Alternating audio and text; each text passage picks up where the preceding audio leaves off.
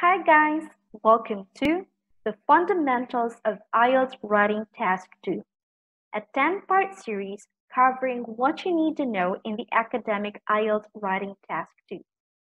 In this series, we're going to break down the 3 simple stages of how to write an effective essay. And these stages are the planning stage, the writing stage, and the checking stage. In the previous video, we covered how to write a conclusion, and I've shown you the linking devices that are appropriate to use for this part of your essay. I've also shown you 2 elements of a good conclusion, as well as some examples. Now, in this video, we're going to look at the checking stage. So, a lot of students actually say that they don't have enough time or they run out of time to check their essays.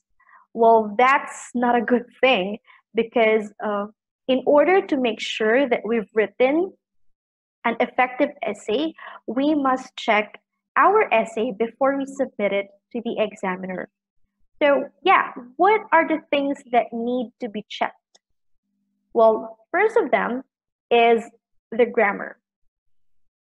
So when you're still doing the practice test at home or when you're still trying to improve your essays at home, I suggest that you identify your main areas of weakness, whether that be subject-verb agreement, the use of verb tenses, etc. You must identify what area you're not so good at.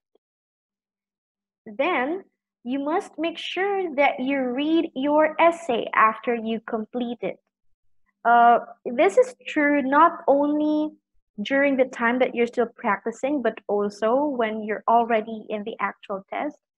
When you're still practicing at home, I suggest that you do 3 levels of checking your grammar.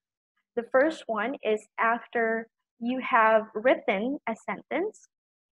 The second one is after you've written a paragraph, and the last one is after you've written the whole essay.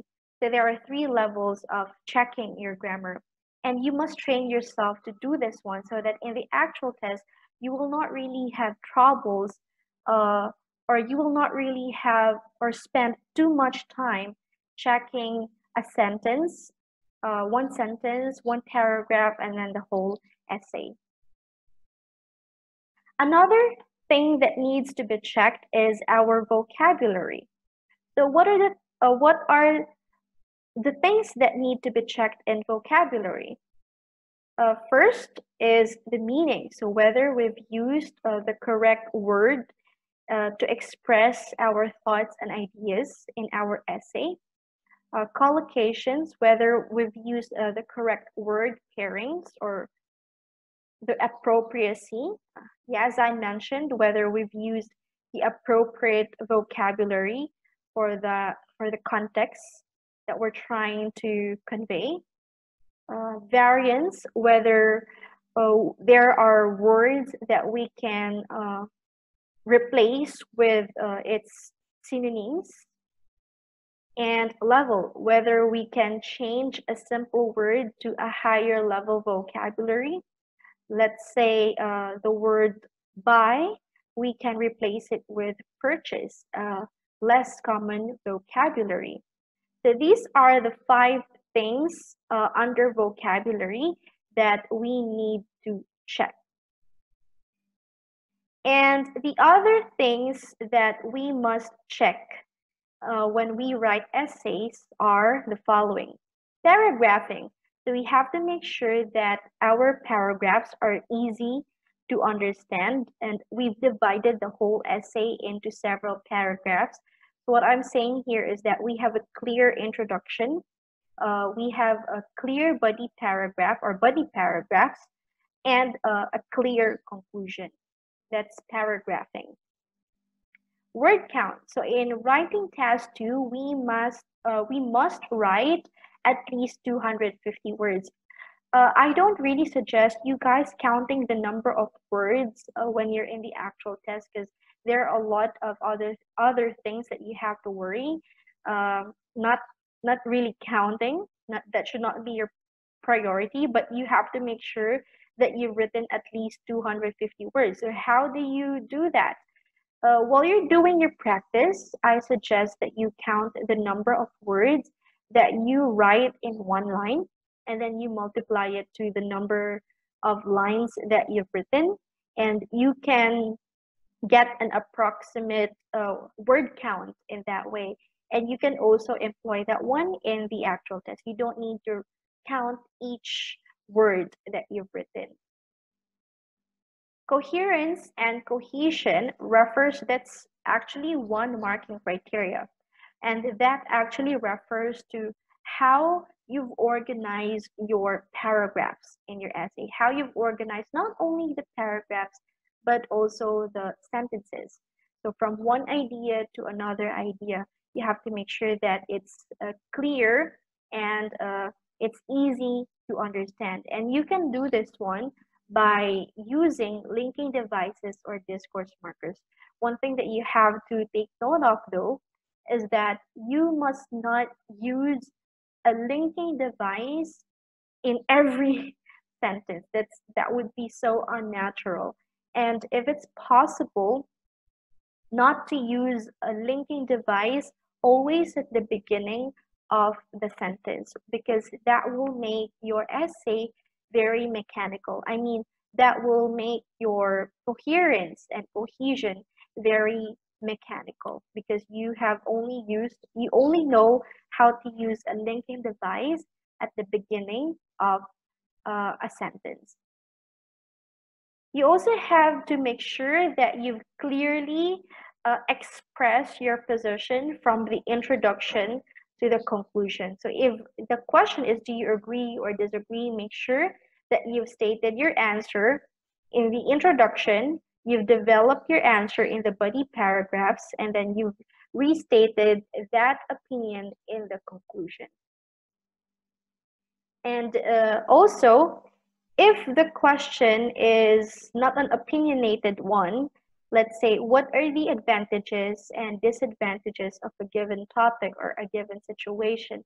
You have to make sure that you have answered that specific question or those specific questions.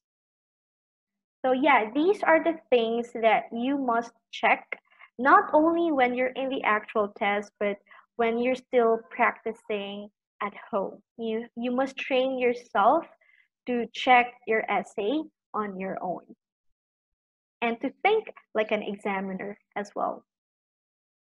So this time, let's have some of the most common grammar mistakes in writing. And for the sake of just enumerating the most common ones, I'll be giving 9 of them only in this video. But I'm sure there are a lot more that you've already you've already noticed or you've already realized while you're still trying to improve your essays. So the first one is the use of the article the. So we use the in the following situations. When there is only one of something in a particular area. So we say the government, the hospital, the bridge, police, when we're talking about only one of them in a given area. We also use the when there is only one in the entire world. The internet, the environment, the atmosphere, the sun, the moon, the sky, there's only one of them in the world. We also use the with cardinal numbers. So we say the first, the second, the third, and so on. Also with superlatives. So we say the worst, the lowest, the least impressive, the most difficult, the most challenging, and so on. Also with places where the name refers to a group of islands or states, such as the USA, the UK, the Middle East, the Philippines. Before nouns, which describe general things, exercise is good for the body because body here is something general. The motorbike, okay, motorbike in general, we're not referring to a certain type of motorbike, but motorbikes in general is the most common form of transport in Asia. The role of the teacher has changed in recent years. Finally, we use the before abstract nouns used to describe a situation, a process, a quality, or a change. By the way, abstract nouns refer to nouns which are ideas rather than physical objects, nouns that are intangible, something that we cannot touch. Examples of these are, over the years, the development, all right? Development is something that we cannot touch, okay? That's why it's an abstract noun, it's not physical. Of the town accelerated, became faster. The frequency of violent crime, okay, frequency again is an abstract noun, decreased over the period. And the same goes for improvement. It's an abstract noun. The improvement in living standards. So we don't use the to talk generally. We drop the word the and use the plural. So we say dogs don't like cats. We don't say the dogs. Okay, just the plural form of that noun. We have other examples. People with dyslexia have reading problems, not the people. Japanese cars are very reliable, not the Japanese cars. We also don't use the with a single place or country, such as China, Vietnam, and Japan. Okay, the next common grammar mistake is with countable and uncountable nouns. As you know, countable nouns are nouns that we can count, such as pens, pillows, bed, so on. However, uncountable nouns are obviously nouns that we cannot count. Therefore, they are always singular in form. They've got no plural forms. So some of the uncountable nouns that some students have mistakes with are the following: advice, information, knowledge, traffic, travel, entertainment, work, and research. Okay, so you have to make sure that you're not using these nouns with plural forms or in plural forms because they don't have any plural form. They are always singular. So if a noun is uncountable, you cannot use a plural verb, as I said, such as in this sentence, there were many traffic in the city. It's incorrect. It should be, there was a lot of traffic in the city, because traffic is an uncountable noun, so we should use a singular verb. A number, we don't say 3 advice, 4 food. So how do we make these correct? We say 3 pieces of advice. So advices is not correct, but a piece of advice is correct. 4 kinds of food. So sometimes we actually say foods. Oh, there are a lot of food on the table. And that word foods there actually mean different kinds of food. Okay, so 4 kinds of food. Finally, we don't use a or an with uncountable nouns. So we don't say a happiness, an entertainment. We say happiness or a form of entertainment. All right. Then we have subject-verb agreement, another very, very common mistake of a lot of my students. So I'm going to show you 4 different sentences here, and which do you think are correct?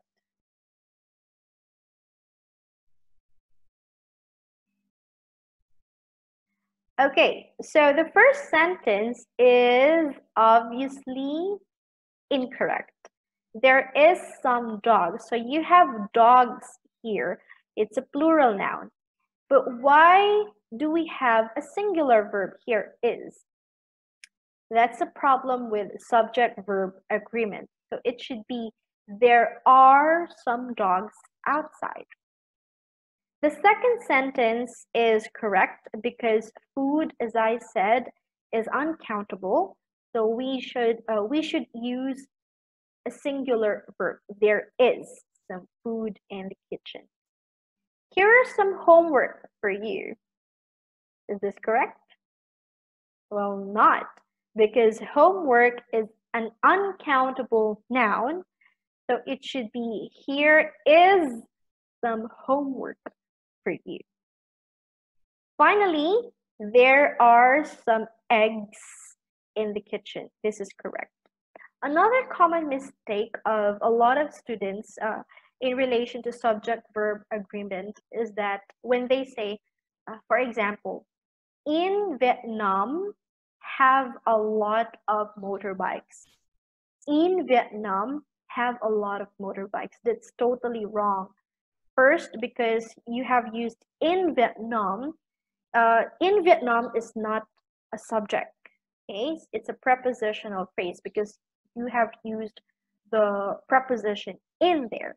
So to make that sentence correct, you say, in Vietnam, there are a lot of motorbikes. Or, Vietnam has a lot of motorbikes. Okay, so I hope that you understand that one. Another common mistake is the use of gerunds and infinitives. So gerunds are a verb in ing form, while infinitives are to plus base form of the verb.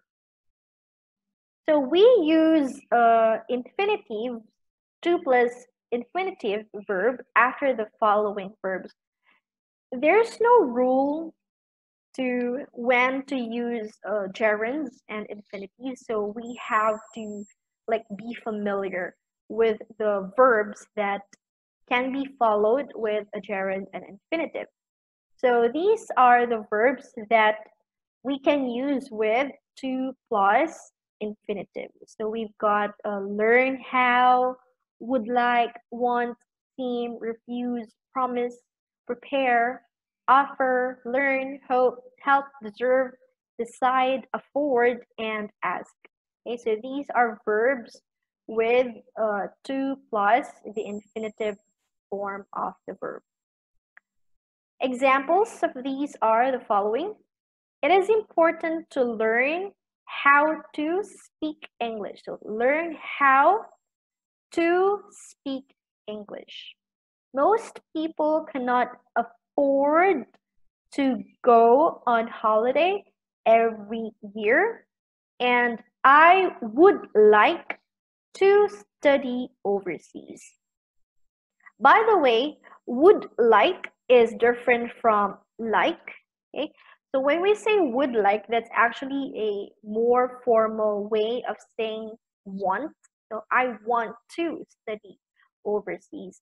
But when we use the word like, just like, it can be followed by both a gerund or infinitive. Okay, so just take note of that. How about verbs after, we use gerunds after the following verbs. So we've got suggest, recommend, practice, mind, keep, involve, imagine, give up, finish, enjoy, deny, consider, carry on, and avoid. So these verbs are followed by gerunds. Examples, I would recommend checking your writing for mistakes. You should avoid drinking coffee after 6 p.m. I've finished writing my essay. Okay, so again, there's no particular rule when to use gerunds and infinitives, so we have to be familiar with these verbs. Then we've got the use of articles before noun phrases. So you should include a or an before adjective plus singular noun combinations. So we've got a massive adjective, improvement, singular noun.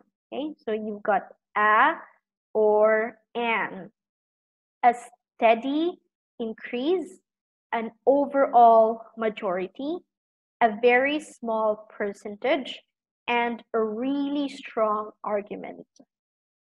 But there are some exceptions. Some exceptions include the word of after the noun phrase. So we have a wide range of, an equal number of, a large small number of, a small large equal proportion of. Other exceptions are the following.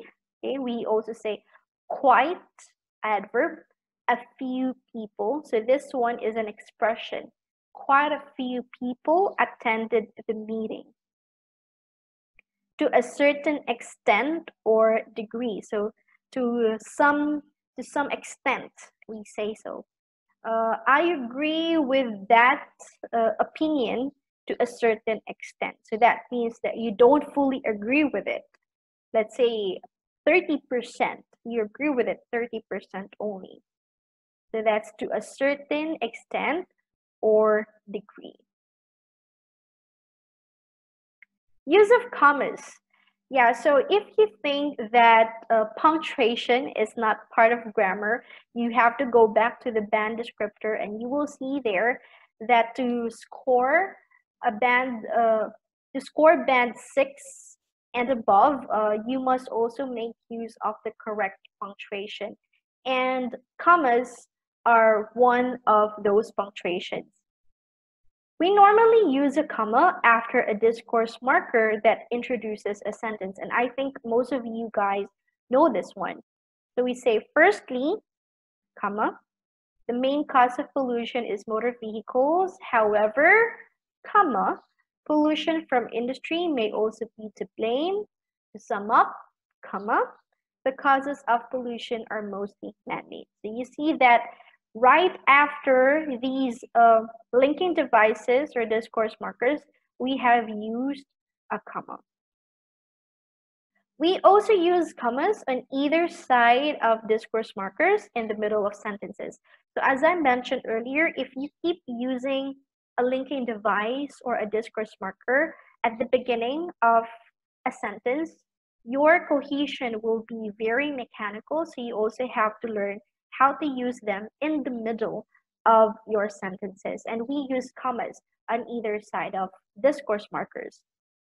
So examples are, fossil fuels are mostly to blame for global warming, comma, however, comma, some people believe this is a natural process. Fossil fuels are mostly to blame for global warming, comma, for example, comma, from cars and factories. All right, so you see when it's used, when the discourse marker or the linking device is used in the middle of the sentence, there should be commas on either side of it.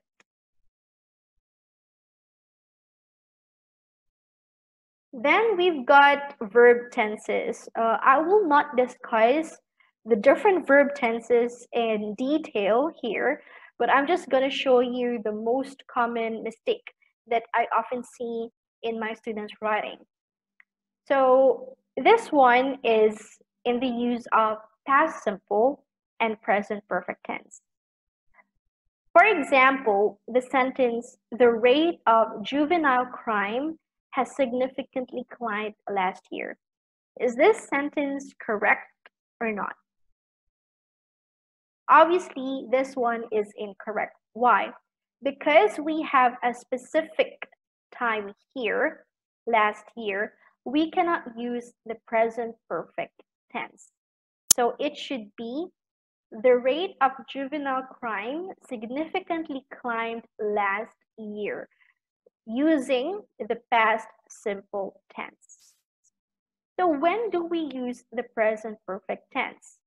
The present perfect tense is for actions that took place at an indefinite time in the past. Okay, so if you want to say something about the past, something that you've experienced in the past, you can use the present perfect tense, but you don't have to give the definite time, the specific time.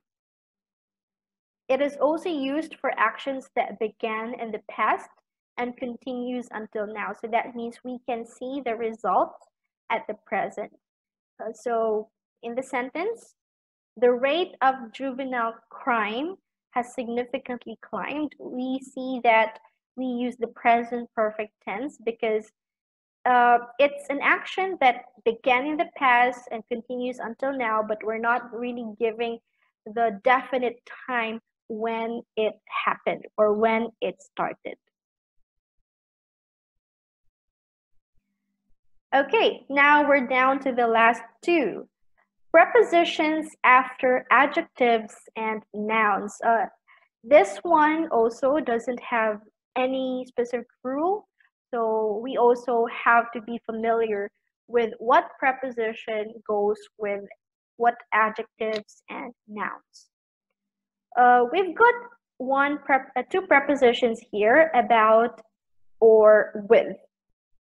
So we say pleased about something or pleased with someone. Disappointed about something, disappointed with someone. Okay, so if it's a topic, you use about. If it's a person, you use with. The same goes with talk about something, talk with someone. In, we say rise in, fall in, drop in. So these are very useful for writing task 1 as well. So in this case, what comes after the prepositions are noun phrases. So let's say a rise in the percentage of juvenile offenders, a fall in the amount of stocks, like that. Between, we say difference between. Yeah, I think it's pretty common. Difference between A and B. Of, advantage, disadvantage of a situation, percentage of something, use of something. Okay, these are just some prepositions used after adjectives and nouns. There are a lot more, and we don't really have time to make a complete list in this video. Finally, using contractions. Contractions is a way to make a word shorter. So what are examples of contractions? Can't. In writing, it should be cannot. Don't, it should be do not. I'll, it should be I will. Contractions are informal. That's why they should not be used in writing. They are more applicable in speaking. All right, so these are the 9 most common grammar mistakes in writing, and I hope that the next time you practice, the next time you write essays, you will spend some minutes to check your output and check whether you've committed some of these grammar mistakes, and then try to fix them, try to improve them, so that the next time that you practice again, you will not make the same mistake. Okay? So let's review. In this video, we talked about how we can check our essay, what the things that need to be checked. We also discussed 9 of the most common grammar mistakes. In the next video, we're going to look at how to write complex sentences. So I'll see you in the next video. Okay? Stay tuned.